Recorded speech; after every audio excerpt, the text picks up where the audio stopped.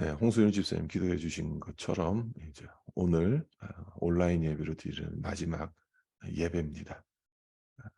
지난 3년 동안 참 고생 많으셨습니다. 끝까지 성도의 자리를 지켜주시고 참 쉽지 않은 시간이었지만 어, 각 처소에서 한 마음으로 예배드리고 또 신앙의 길을 걸어 오신 것을 감사드립니다.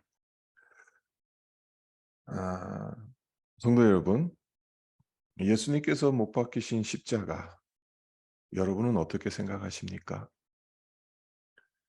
단순히 골고다 언덕에서 반나절가량 겪은 사건이라고 생각하십니까? 그렇게 생각하시는 분들은 아무도 없으시겠죠. 십자가는 단순히 예수님 공생의 기간 음, 중에 마지막에 일어난 사건이 아닙니다. 예수님 삶 전체가 십자가의 삶이라고 말할 수 있습니다. 예수님께서 공생애를 시작하신 처음부터 예수님은 고난의 길을 걸어가셨던 거고 십자가의 삶을 사셨던 겁니다. 우리는 어떻습니까? 우리는 십자가의 은혜를 발견하고 그 십자가를 경험하며 살아야 하는 사람들인데 과연 십자가의 삶을 살아가고 있습니까?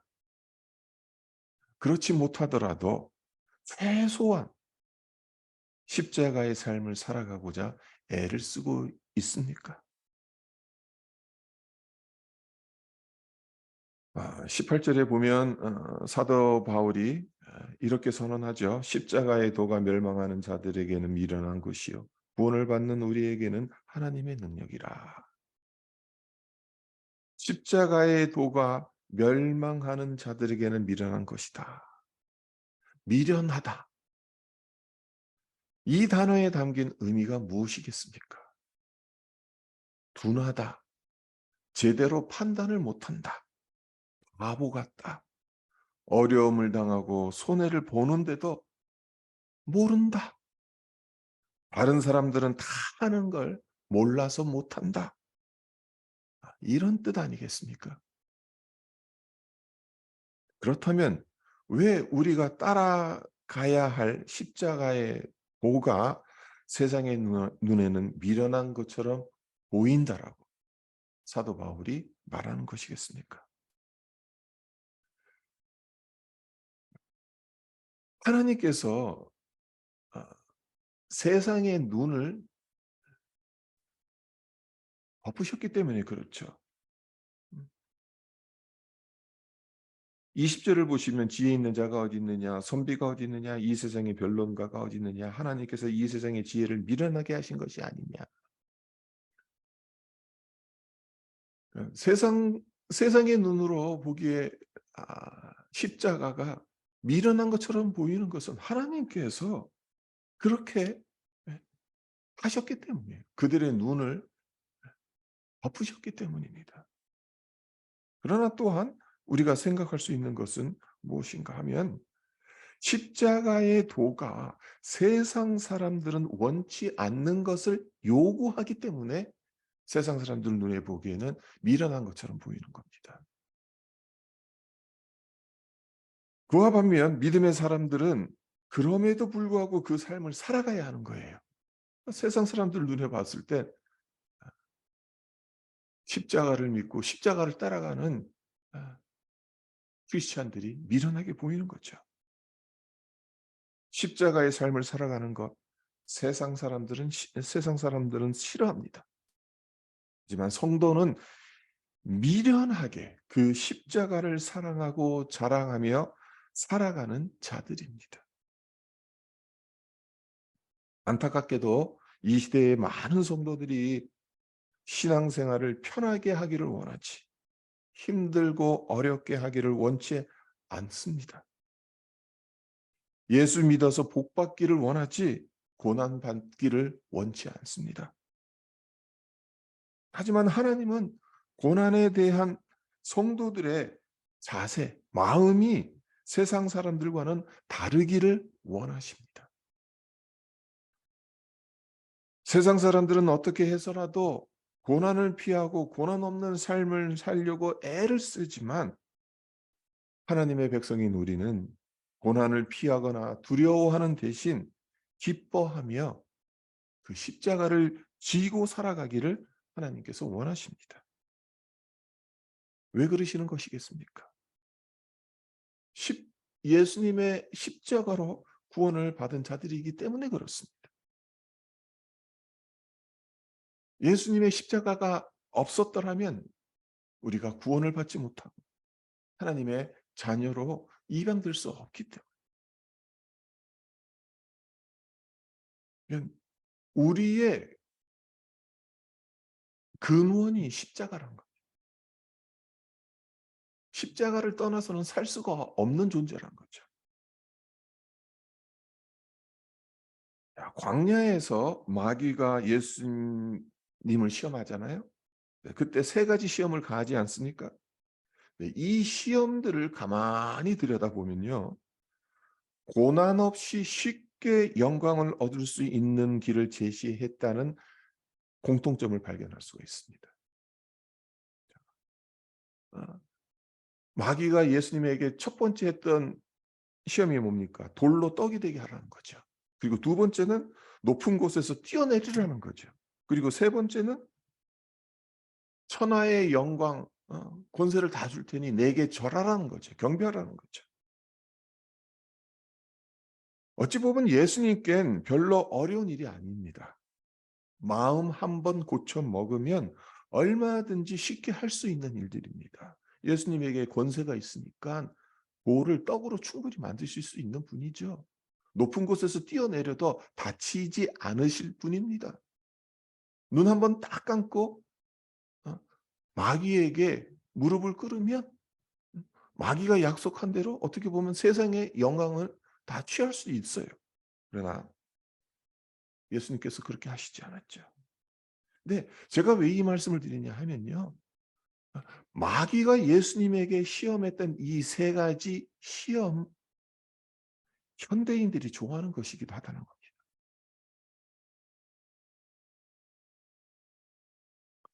돌로 떡이 되게 하라.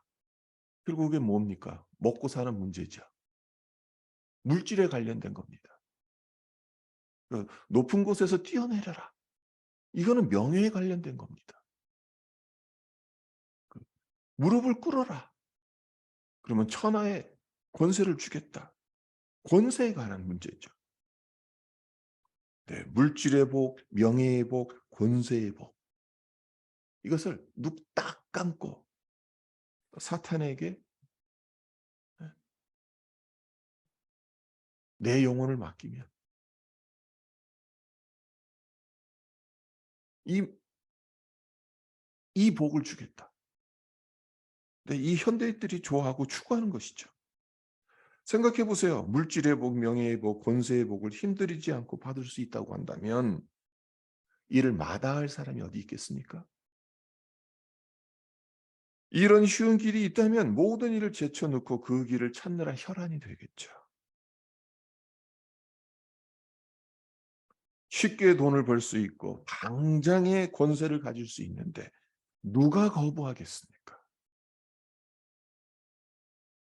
하지만 예수님은 단호하게 거부하셨고 물리치셨습니다. 우리 역시 이 유혹을 단호하게 물리쳐야 합니다. 예수님께서 마귀에게 시험 받으신 것, 그것은 공생의 어, 문을 여는 첫 번째 어떠한 시험이었다고 할 수가 있죠. 예수님이 공생의 시작을 하시면서 처음으로 그 자리에 계신 거예요. 광야에. 예수님 입장으로는 고난받는 겁니다. 우리 역시 고난받는 것을 피하지 말아야 한다는 거죠. 쉽게 얻을 수 있는 길이 아닌 비록 힘들고 어렵더라도 정도를 가야 된다는 거죠. 진리의 길을 걸어가야 된다는 거죠. 십자가를 당연하게 받아들여야 한다는 겁니다. 고난은 우리를 하나님의 백성으로 연다. 우리의 믿음을 성숙시키는 유용한 도구임을 잊지 말아야 한다는 거예요. 욥을 보십시오. 그에겐 잘못이 없었습니다. 고난을 당했습니다. 그 고난을 통해서 그 믿음이 연단받고 정금같이 되지 않았습니까? 성경 어디를 찾아봐도요, 예수 믿는 것이 편하다라고 말한 곳이 없습니다. 신앙생활은 영적 싸움입니다. 좁은 길이죠. 힘든 길입니다. 기독교는 결코 편안함을 추구하는 종교가 아니에요. 나를 편하게 하려고 예수를 믿는다면 그건 잘못 믿는 겁니다. 고난을 영적인 눈으로 볼 수 있으면 좋겠습니다. 하나님의 관점에서 볼 수 있는 우리 모두가 되기를 바랍니다. 그래서 고난이 있을 때 좌절하거나 낙심하는 것이 아니라 고난 속에서 구원을 이루어 가시는 하나님의 손길을 보고 경험했으면 합니다. 한 가지 더 살펴볼 것은 십자가의 도는 자아의 희생을 요구한다는 점입니다. 문제가 있어요. 문제가 뭐냐? 우리가 살고 있는 이 시대는 자아 중심 시대라는 겁니다.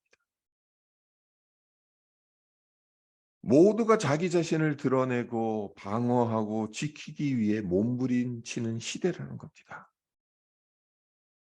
어릴 적부터 많이 들어왔던 말들 중 하나가 기죽지 말라. 남 눈치 보지 말고 네가 하고 싶은 대로 하고 살아라. 라는 말이지 않습니까? 이러한 시대 풍조 속에서 내 자신을 부인한다는 것 얼마나 미련한 짓인지 모릅니다. 하지만 십자가의 길은 나를 부인하고 나를 포기하는 길이지 않습니까?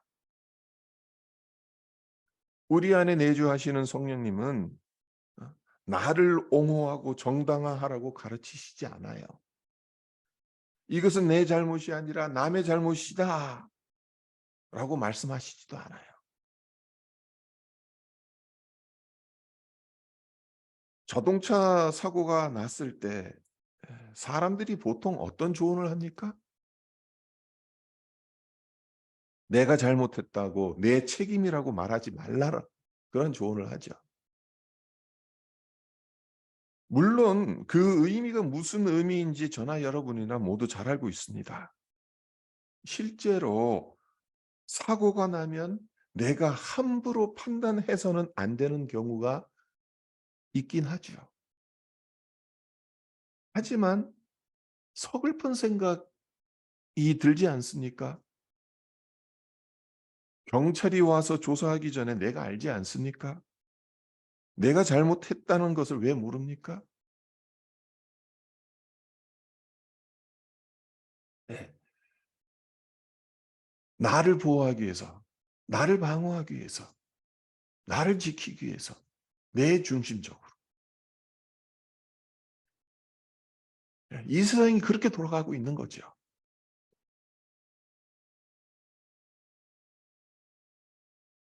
예수님은 십자가에 못 박히시는 그 순간에도 시험을 받으셨죠. 공생에 처음 시작하시면서도 시험을 받으셨고, 십자가에 못 박히시는 그 순간에도 시험을 받으셨어요. 군중들이 못 박힌 예수님을 향해 소리치지 않습니까? 저가 자기는 구원하지 못하고 남은 구원한다. 네 자신을 구해라. 너 자신을 구하고 지금이라도 내려와라. 왜 내 자신을 옹호하지 않냐는 거죠. 거짓모함을 당하고 있는데 왜 아무 말도 하지 않냐는 거죠. 너 자신을 살릴 능력과 권세가 있는데도 왜 그 능력과 권세를 사용하지 않느냐는 겁니다. 지나가는 사람들이 예수님에게 손가락질하면서 그렇게 말했던 것, 예수님에게는 어떻게 보면 시험일 수도 있는 거죠. 사람들 보기엔 이 얼마나 미련하고 어리석은 일입니까? 그런데도 예수님은 그 어떤 변명도 대꾸도 하시지 않았어요. 그 대신 우리 인간의 모든 죄와 잘못을 짊어지셨습니다. 우리가 당해야 하는 고통을 대신 당하셨어요. 우리가 받아야 할 벌을 대신 받으셨습니다.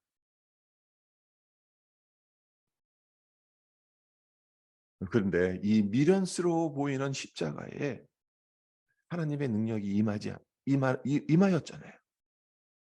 예수님께서 당신 자신을 비우시고 포기하시고 부인하신 십자가에서 하나님의 능력이 드러났지 않았습니까?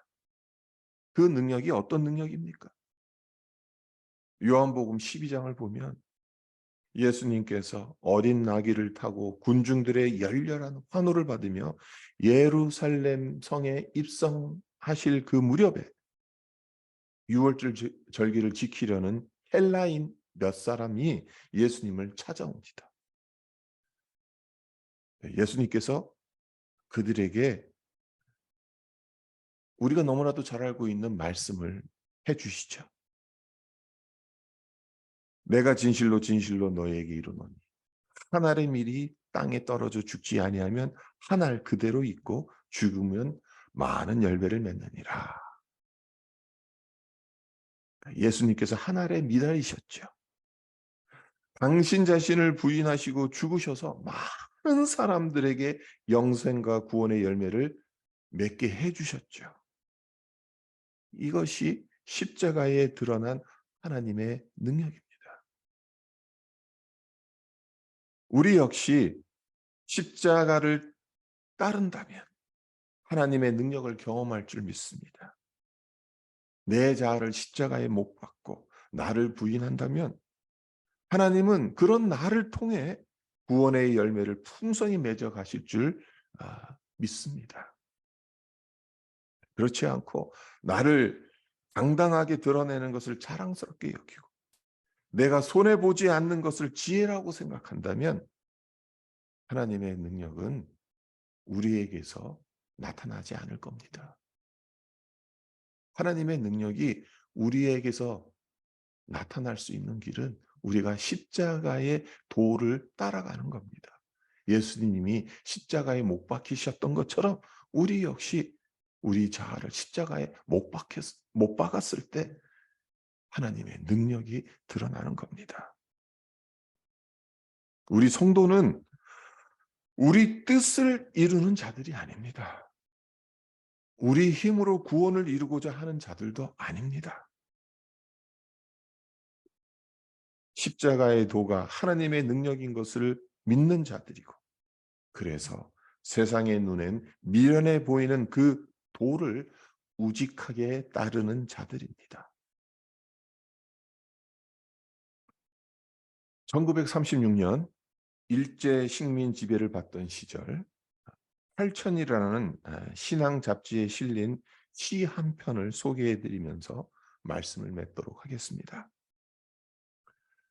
주여 오늘은 비가 옵니다. 비 오는 이날도 주를 따라가리다. 산이 무너져 길이 막히고 다리가 끊어져 건널 길 없어도 십자가 지고서 주를 따라가리다.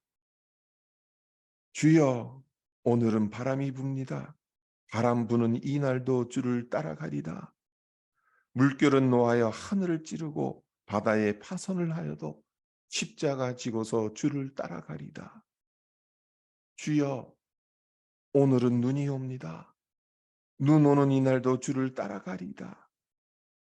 갈 길은 말리요 또 아득하고 눈보라 몰아쳐 앞길을 막아도 십자가 지고서 주를 따라가리다. 주여 오늘은 죽음이 옵니다. 죽음이 오는 날도 주를 따라가리다. 앞에는 칼이 가로막히고 뒤에는 총이 위협하여도 십자가 지고서 주를 따라가리이다. 우리 신앙의 선배들은 이렇게 살았습니다. 일제의 총검 앞에서 죽음을 맞이하는 날에도 십자가 지고서 주를 따라갔습니다. 우리 역시 믿음의 선진들이 걸어갔던 그 길을 따라가야 하지 않겠습니까? 우리가 걸어가야 하는 길은 넓은 길이 아닙니다. 편안한 길이 아닙니다. 세상 사람들 다 걸어가는 그 길이 아닙니다. 미련스러워 보이고 어리석어 보이고 고통스럽고 그런 그 길, 그 십자가 안에 하나님의 능력이 있는 것을 우리 모두 믿었으면 합니다.